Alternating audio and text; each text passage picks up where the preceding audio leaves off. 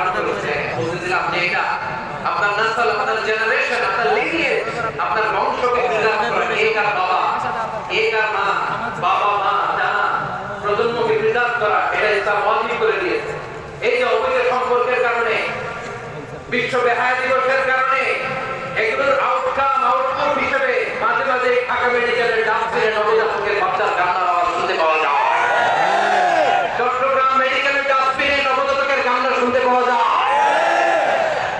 বীর চট্টগ্রাম মুসলমানেরা বুঝতে পারলে আওয়াজ করে বলেন, এই যে চট্টগ্রাম মেডিকেলে যে নবজাতকটা পাওয়া গেল, ওর বাবাকে আমাকে বলেন, ওর বাবাকে, ওর মাকে, ও কোন ফ্যামিলির সন্তান কেউ জানে?